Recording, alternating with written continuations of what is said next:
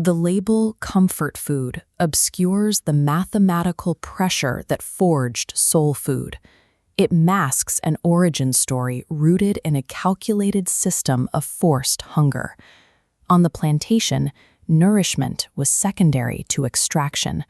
The entire environment functioned as an economic engine designed to produce maximum labor through the precise management of human biology. This diagram maps the exact ration formula used to maintain that engine. 3 pounds of pork, a peck of cornmeal. This wasn't a meal, it was a line item, measured against the calories required for a full day of field labor. The system relied on a specific deficit. By keeping a body on the edge of starvation, the plantation aimed to extract labor while siphoning off the energy required for physical resistance. The plantation bell dictated the metabolism: wake before sunrise, work until collapse, eat only when the schedule permitted. The ingredients that define soul food today began as the mathematical outputs of this oppressive economic equation. When the world slept and the plantation clock stopped, survival became a private science. These brick cabins housed the night kitchen, where enslaved people reclaimed the time stolen during the day. They identified specific nutritional gaps in the pork and cornmeal rations. To counter diseases like pellagra, they had to find ways to replace missing vitamins and minerals that the official system ignored.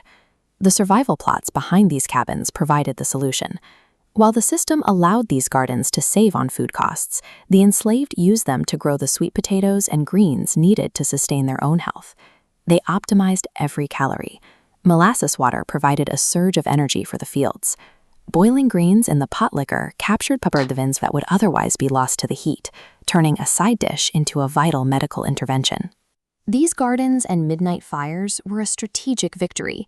They filled a biological vacuum that was engineered to break them. Survival stabilized into deliberate culinary mastery inside the iron pot.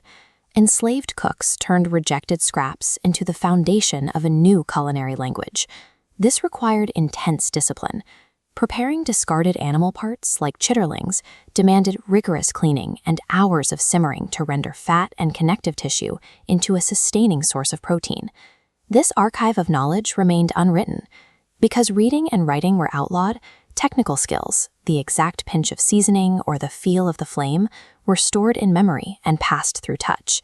Flavor became a tool of identity. The layering of seasonings and the timing of the slow boil allowed cooks to express a complex heritage within the constraints of a deficit. The creators of this cuisine were not simply making do. They were specialists who redefined the rejected materials of the plantation. These survival tactics moved with the people. As communities migrated, the techniques born in the night kitchen entered city markets and urban neighborhoods, forming the backbone of a new cultural economy. This transition transformed necessity into a celebrated identity. The same slow simmering methods used to extract nutrients in the cabin became the hallmark of the modern kitchen.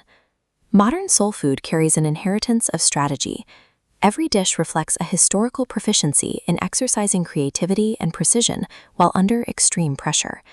The techniques used to counter-engineer a system of starvation became the permanent structural foundation of the cuisine. This is a legacy of intelligence, forged in the fire and carried forward in the pot.